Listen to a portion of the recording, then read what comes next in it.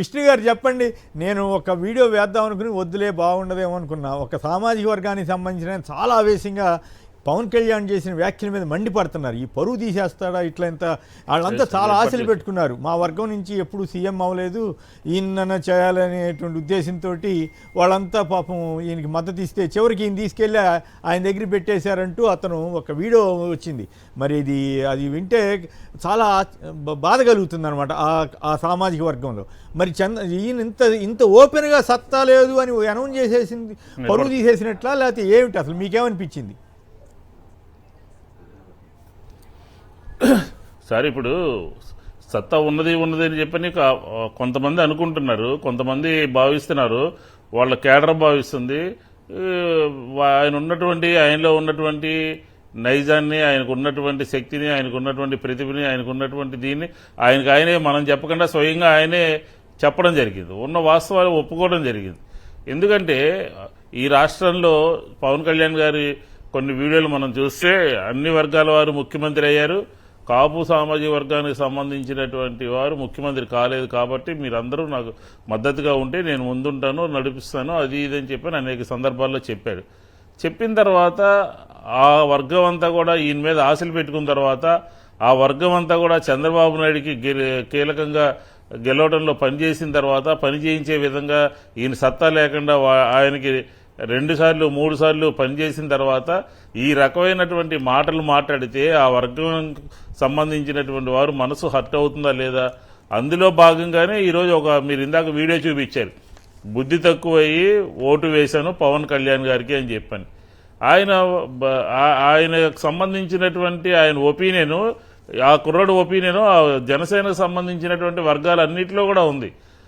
ఈ తెలుగుదేశానికి సంబంధించినటువంటి, జనసేనకు సంబంధించినటువంటి క్షేత్రస్థాయిలో వారు పడుతున్నటువంటి ఇబ్బందులు కానీ, లేకపోతే పవన్ కళ్యాణ్ గారు పట్టించుకున్నటువంటి విధానం కానీ, లేకపోతే ఆయన పార్టీ నడుపుతున్నటువంటి తీరు కానీ, పదే ప్రతి సభలోనూ చంద్రబాబు నాయుడు గారు 15 సంవత్సరాలు ఉండాలి, చంద్రబాబు నాయుడు గారు 20 సంవత్సరాలు ఉండాలి, నేను ఆయన చూసి నేర్చుకుంటున్నాను, ఆయన దగ్గర ఉపాధ్యాయుడిని, ఆయన ప్రొఫెసరు అని, నేను స్టూడెంట్ నేను చెప్పని పదేగా ఒకే రకమైనటువంటి సిద్ధాంతాన్ని ఆయన అమలు చేస్తున్నది.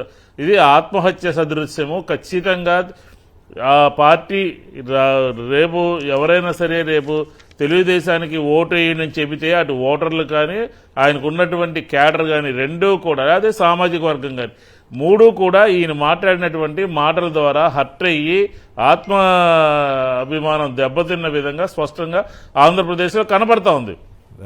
ఎందుకనంటే ఒక రాజకీయ పార్టీ పెట్టిన తర్వాత నా సత్తా ఇది, నా పరిస్థితి ఇది, నేను ఈ రకంగా పనిచేస్తానని చెప్పని, ప్రశ్నిస్తానని చెప్పని, మా నైజం అధికారం కాదు ప్రశ్నించడం అని చెప్పని ఎక్కడ ప్రశ్నించారండి?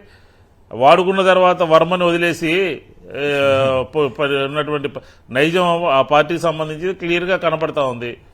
అలాగే చంద్రబాబు నాయుడు గారితో పదే చెప్పడం మూలంగా ఇంకా ఆ పార్టీ ముందుకు వెళ్లేటటువంటి పరిస్థితి అయితే ఖచ్చితంగా స్పష్టంగా అర్థమవుతుంది. కొందరైతే డైరెక్ట్ వ్యాఖ్యానిస్తున్నారు సార్, జనసేన తీసుకెళ్లి టీడీపీలో విలీనం చేస్తే పని అయిపోద్ది కదా, ఈ గోలంతా ఎందుకు, బీజేపీలోకి మామూలుగా విలీనం అని అవుద్దాము అని అప్పట్లో ప్రచారం జరిగింది కదా. అప్పుడు కంటే ఇప్పుడు ఇంకా చంద్రబాబు గారిని పోడుతున్న తీరు ఇవన్నీ చూసి ఇందాక మీరు చెప్పినట్టుగా కాపు సామాజిక వర్గాలు మొత్తం పరువు తీస్తాడని చెప్పి వాళ్ళు చాలా ఆందోళన చెందుతూ వీడియోలు కూడా పెడుతున్నారు. మీరు చెప్పింది వాస్తవం విష్ణు గారు. ఫోన్ చంద్రగారు గుంటూరు నుంచి. ఫోన్ చంద్రగారు నమస్కారం, మాట్లాడండి. నమస్కారం అండి. నమస్కారం. పవన్ కళ్యాణ్ గారు సమర్థుడు అని చెప్పి చంద్రబాబును ఆకాశాన్ని మాట్లాడుతున్నాడు. అంత సమర్థుడు అయినప్పుడు ఆయన పార్టీ పెట్టడం ఎందుకండి? ఒకవేళ పార్టీ పెట్టినాక ఈయన ఏమైనా పిహెచ్డి చేశాడు అయ్యండి చంద్రబాబు నాయుడు గారు. ఇదిలో ఎగ్జామ్ రాసి డెవలప్ అయ్యాడా? ఆ చంద్రబాబే కదండి. అప్పుడు 2019 ఎలక్షన్ ముందు తెగదిచ్చాడు కదా, 2018 మీటింగ్ పెట్టి. అవును, కాపులనేమో కులభావం అన్న తీసుకొచ్చి నన్ను గెలిపిస్తుంది అన్నాడు. అవును, ఇప్పుడు ఆ కాపులు సత్తా లేదనంటే ఆయన లేకపోవచ్చు అండి, తక్కిన కాపులకు ఉంటది కదా. ఉంటుందంటారా? మరి ఉంటుందా? వాళ్ళు మరి నిలదీస్తారా, ప్రశ్నిస్తారా? ఏందా మా పొరుగు తీసేవని? అడగరా? ఖచ్చితంగా ప్రశ్నిస్తారండి. ఇప్పుడు ఎవరైతే ఆయన్ని సమర్థించారో వాళ్ళందరూ పూర్తిగా వ్యతిరేకిస్తారండి ఆయన మాటలను బట్టి. మరి పరువు తీసేస్తున్నాడు, అన్ని రకరకాల మాటలు మాట్లాడుతూ పరువు తీస్తున్నట్టుగా ఉందా? ఆ మాట అనకపోతే పొరుగు తీసేవాడు కాదండి. ఆ మాట కులభావన్న చూసి ఓటేయండి అన్నాడు. అడిగాడు. అడిగినప్పుడు ఇప్పుడు ఆయన కులం మొత్తం పొరుగు తీసినట్టే కదండి. రైట్. విజయబాబు గారు మీరేమంటారు? ఎందుకు ఇంత బలహీనంగా పవన్ కళ్యాణ్ ఇంత పీలగైపోయాడు? ఏమిటి అసలు ఆ పరిస్థితి ఏంటి? మొత్తం కాపు సామాజిక వర్గం పరువు అంతా తీసేశాడని చెప్పి ఇందాక మల్లాది విష్ణు గారు కూడా వ్యాఖ్యానిస్తున్నారు. వాళ్ళంతా మండిపడుతున్నారు అని అంటున్నారు. మీరేమంటారు? సగటు కార్యకర్తల్లో ఏ రియలైజేషన్ అయితే వస్తుందో దానికోసమే ఎదురు చూడాలి తప్ప అసలు ఇంత దేని కింద మనం ఎంత తక్కువ మాట్లాడుకుంటే అంత మంచిది. అసలు టైం వేస్ట్ నన్ను అడిగితే ఇప్పుడు మాట్లాడటం కూడా. లెట్ పీపుల్ విల్ రియలైజ్ అండి.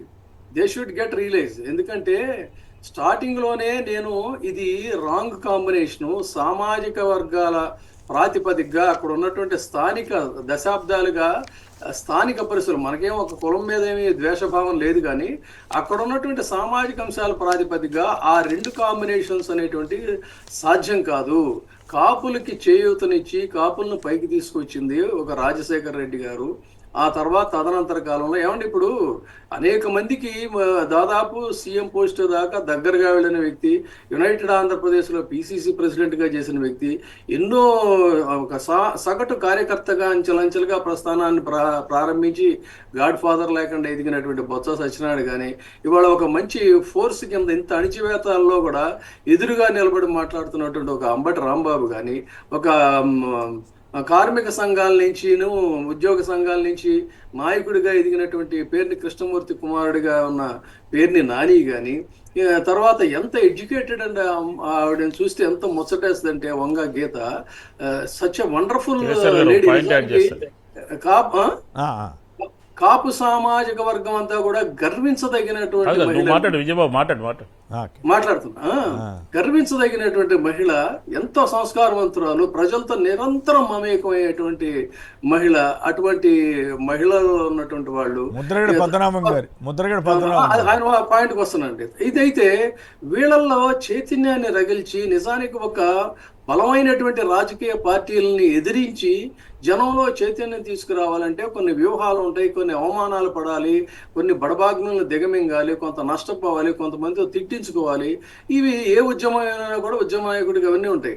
ఆ విధంగా అనేక దశాబ్దాలుగా పోరాటాలు చేసి నష్టపోయి ఆరోగ్యాన్ని పాడు చేసుకొని ఆస్తులను పోగొట్టుకొని ఇంతమందిలో ఒక చైతన్యం తీసుకొస్తే ముద్రగడ పద్మనాభం గారిని అతి దారుణంగా ఎవరైతే జేజేలు కొట్టారో వాళ్ళతోనే దారుణంగా తిట్టించి ఆయన్ని అంత అవమానకరంగా ఆయన్ని ఒక ఆ వర్గానికి సంబంధించిన ఉద్యమ నాయకుడిని, సామాజిక ఉద్యమ నాయకుడు అన్నాం. సామాజిక ఉద్యమంలో అది ఒక భాగం కాబట్టి అణిచివేతకు గురైనటువంటి వర్గాలని ఆ స్థాయికి తీసుకొచ్చినటువంటి ఒక వ్యక్తిని ఎంత దారుణంగా అంటే అంత దారుణంగా చేసి తర్వాత అరే బాబు ఈ కాంబినేషన్స్ కరెక్ట్ కాదురా నాయనా, ఇది ప్రమాదం, రేపు భవిష్యత్తులో రాష్ట్రానికే ఇది ప్రమాదం అని చెప్పి మొత్తుకుంటే నాబాటోడి మీద ఇష్టం వచ్చినట్టుగా అవాకులు చవాకులు పేలేటట్టుగా చేసి ఇంతమందిని ఎన్ని రకాలుగా అవమానించి జేడీ లక్ష్మీనారాయణ లాంటి వాడు ఏదో చేయాలని ఉద్యోగాన్ని రిజైన్ చేసి వస్తే అతన్ని ఒక పనికిమాలిన దీని కింద ముద్రేసి ప్రచారం చేసి దూరం పెట్టి